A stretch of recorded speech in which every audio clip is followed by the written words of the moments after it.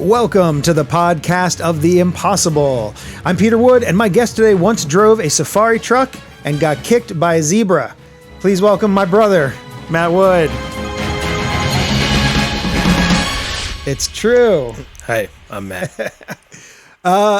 That's such a fun, You got me into that. such a fun summer we had. Oh yeah. It was Where to begin? It was a very different summer. We had Yeah. very different experiences. That's but true. Great experiences. Yeah. Really. So we're talking about the Catoctin Wildlife Preserve and Zoo. Yep. We're going to give them a shout out up in Thurmont, Maryland, so north of Frederick. The Hahn family and Yep. others. Yes. And I knew Whitney from working in radio as a intern person during my my high school years. Thank you for using an inclusive term there. I Intern person. We don't want to use the gendered intern. I mean, it's regardless of how I can tell you how I identify now, but I can't talk about the future. That's true. So I want to make it as evergreen as possible. Yeah. And so Whitney knew that I did these haunted ride-throughs in our parents' backyard. Right. And so she brought me in to help with some of the sort of theme park type stuff that was going on at the zoo. And then that led to them opening this safari ride. That was like a year or more. I mean, Yeah. you had been kind of a couple of summers. Attractions consultant, tech theater guy at the zoo for for a little while. Yeah, I installed, I mostly like audio type things, but also some signage. And I had helped with Yeah. some of that stuff, like when you needed a roadie. Yep. Yeah. That was good.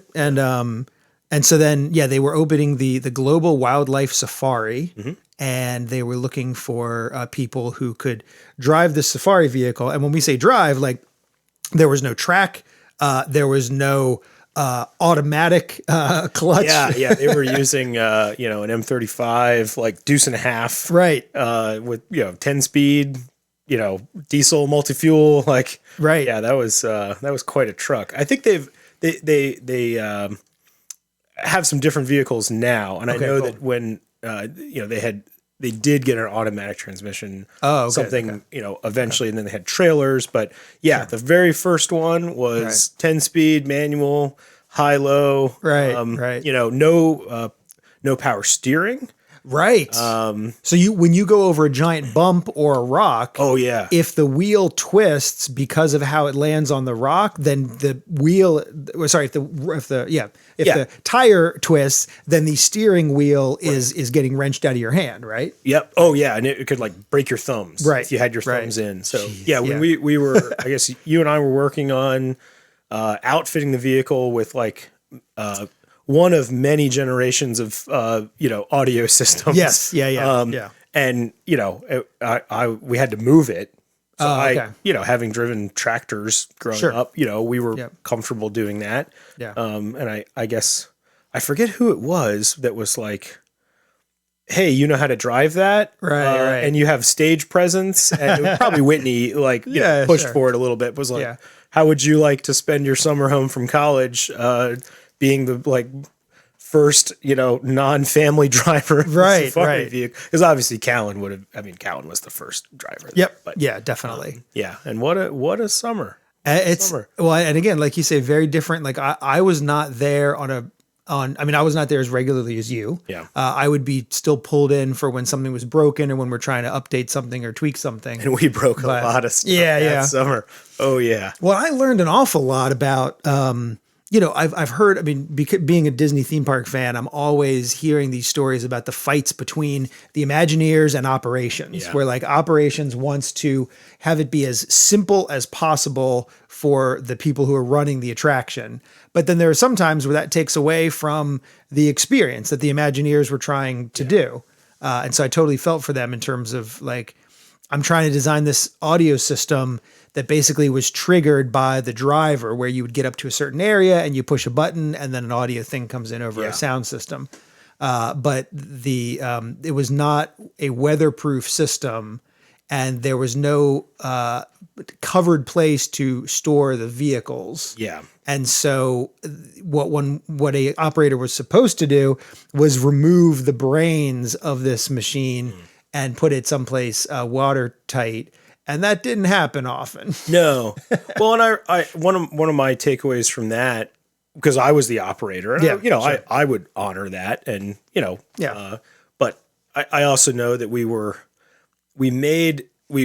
was when we were using a lot of Pelican cases. We were like cannibalizing Pelican cases, and those look so rugged. They are. Yeah, true. But we were drilling holes and doing all kinds of stuff. Right. So if it looks rugged, it's going to get treated like it's rugged by any uninformed users, or so. That was I have definitely built some stuff for use at work now. That's like, this is fragile. I want to make sure it looks fragile. Right. That's fascinating. Because that way it'll be treated delicately. Right.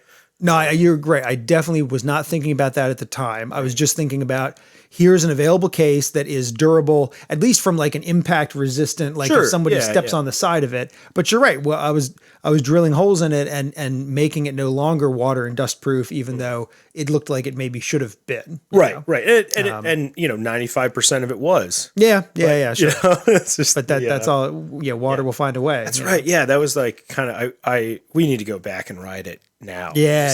Sure. I mean, we were basically. We were ripping off Kilimanjaro Safari, the first generation of that, sure, and where they had like the you were hunting poachers, and they had pre-recorded bits that you would come up, and the guy would say Simba 1, I'm in the plane, sure, and it was really annoying. I mean, it might have been exciting the first time you went on it, but there was nothing genuine about it. Right, you could tell even for Disney it was phony.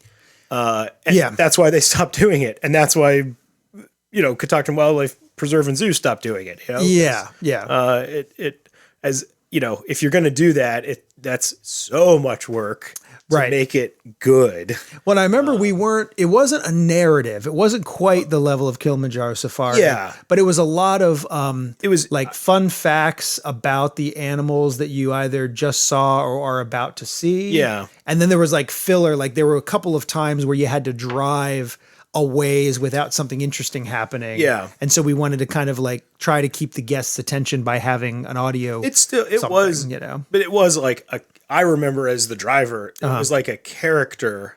Oh yeah. That I was supposed to reference. Right. Not necessarily interact with, but it was like the professor on the radio. Right.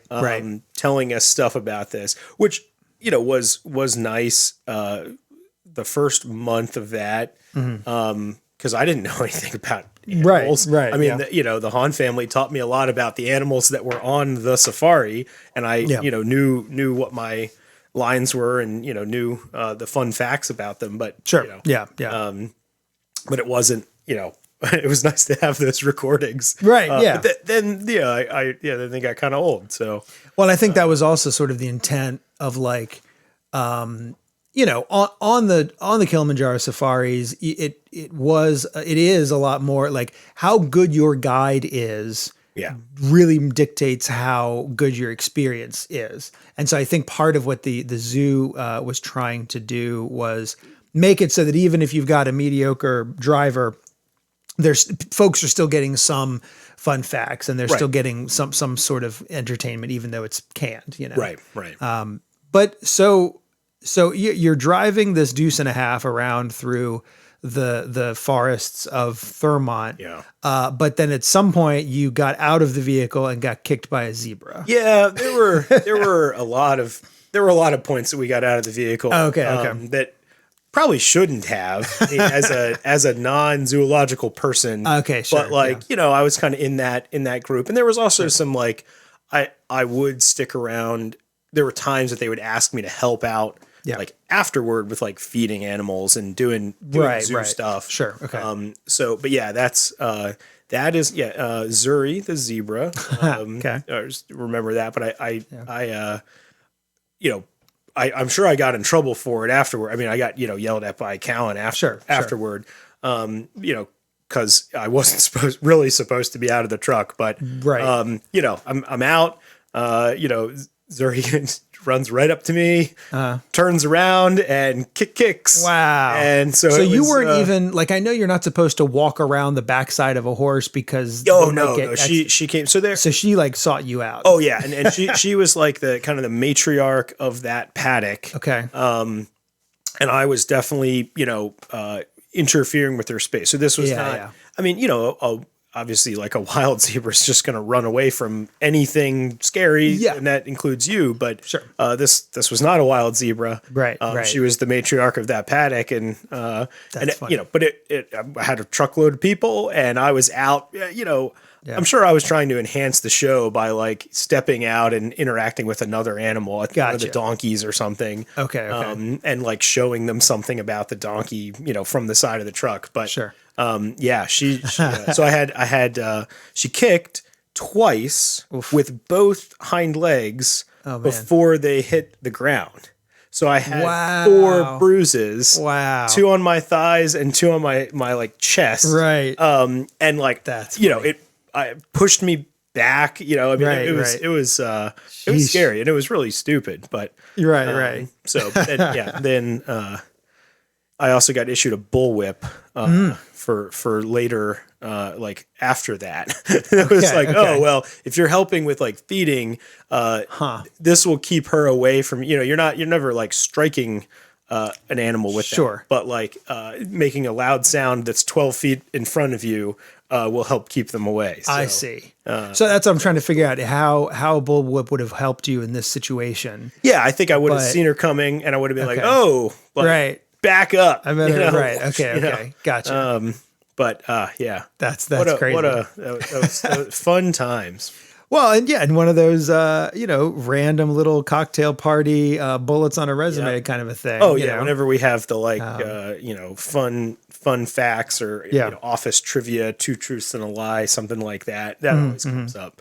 But everybody in my office now knows that I worked at a zoo. Right. So, And they all know about the magic connection at this point, right? Most of them? More or less. Okay. Does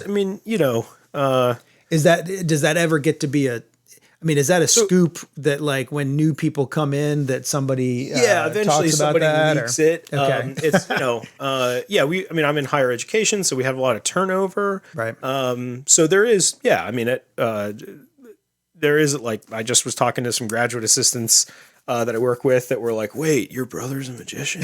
Like, yeah, go on like YouTube. You can, like, oh man, wow. And that's cool. And, I've told you this before, but like, at work, at least I'm kind of in control of that interaction and I can, say the right things and explain like they know me and they know what I do. So, this is just a fun aside, but, inevitably, at least once a month, I'm like out with mom or dad, and I get introduced to one of their friends, right? And they're like, "Oh, and this is my son Matthew," right? And they're like, "Oh, the magician," and I'm like, "No," and they're like, just in that moment, just trying to like save the awkward conversation. They like inevitably they think like, "So, well, what do you do?"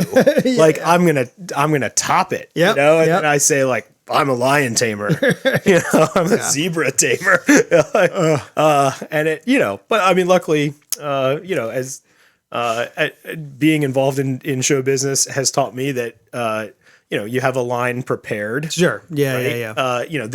That is witty or it seems witty, even though you've delivered it 100 times. Right. Right. It's there's a lot of cool lessons we can take from being in this line of work. No, I just, every time I hear about that, I just feel bad for like, I think all parties, because whoever is meeting you is genuinely like, they've heard that one of the Wood Boys is a magician. Yep. And so you can't fault them for having their ears perk up and be like, oh, you're, I can't fault them for anything. Sure. But it is funny how often it's like the way they're gonna save it is this like high inflection, like, well, so what do you do? Right. Yeah. It's you're probably gonna be more fantastic. Right. And like, exactly. Wow, Well, Christy and I have had multiple situations where, we'll be meeting some new people and they will say like, so what do you guys do?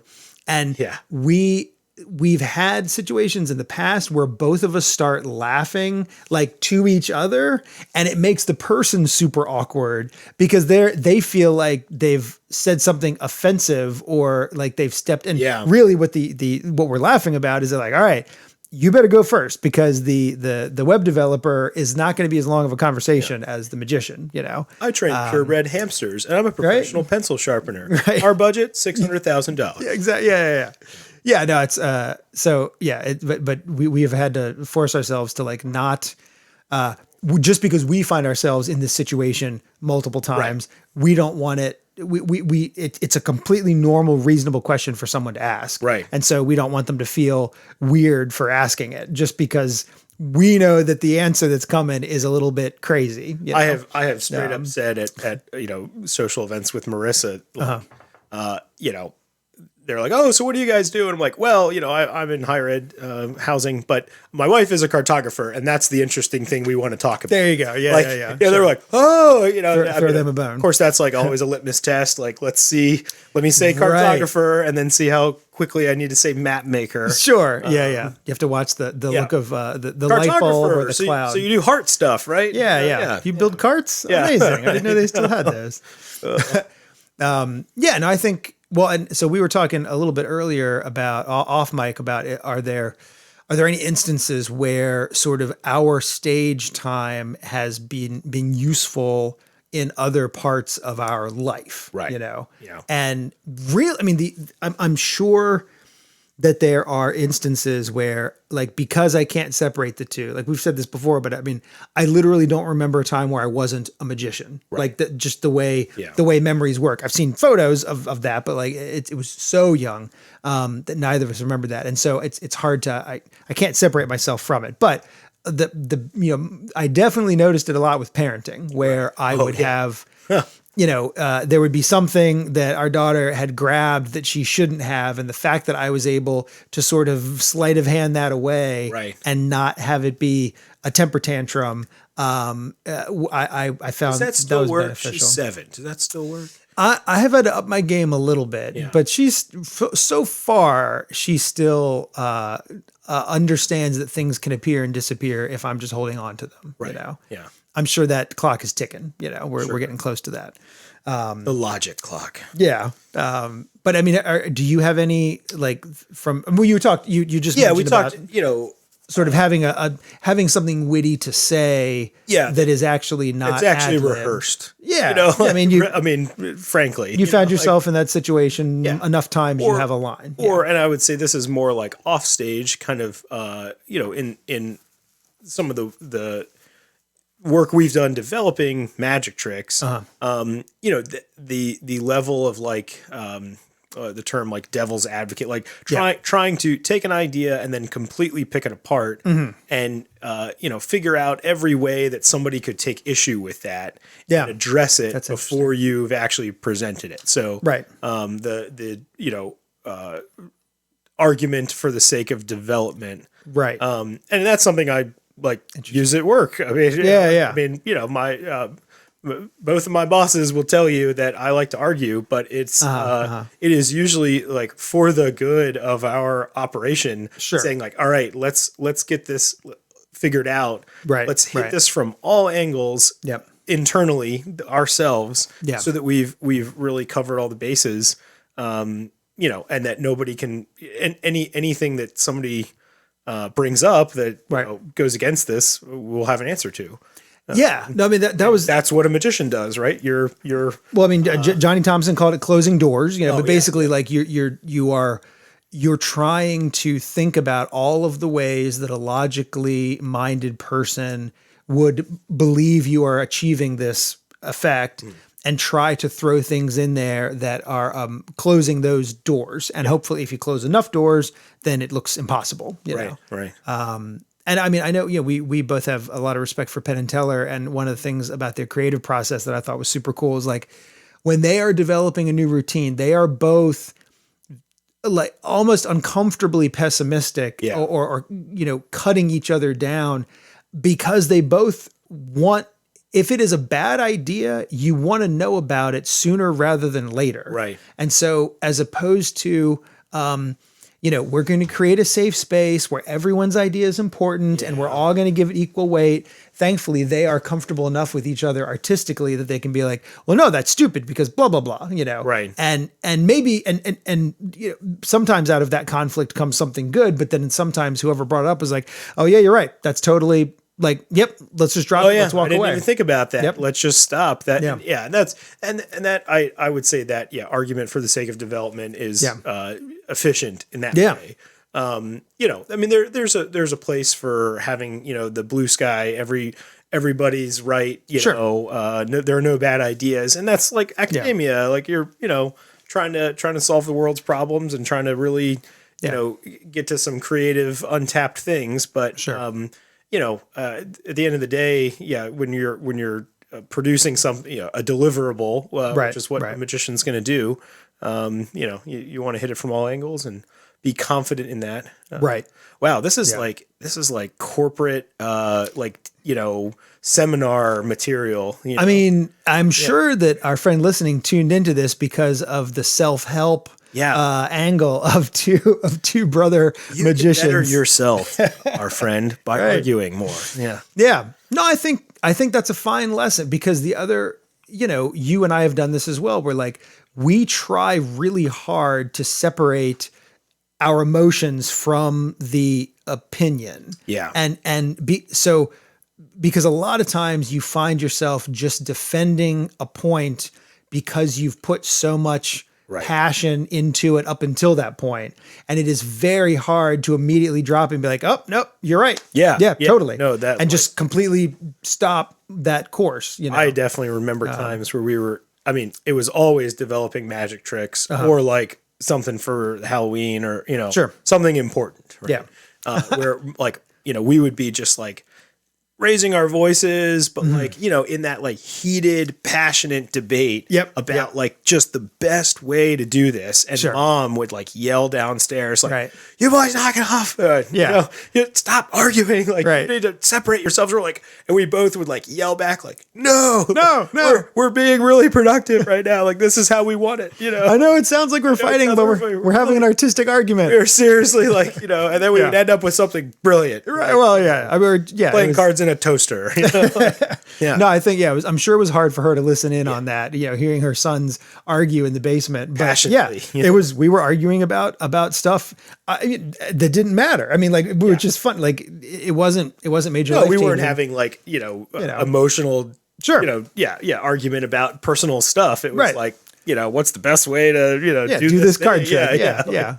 That's funny. Well, because we know that we are gonna have challenges posed to us when presenting that material. Right. And that's a topic for a future episode. I like that. It's a little cliffhanger, I think that's going to do it for this episode of the podcast, The Impossible.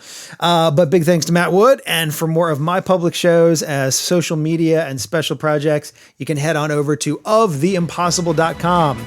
I'm Peter Wood. Thanks.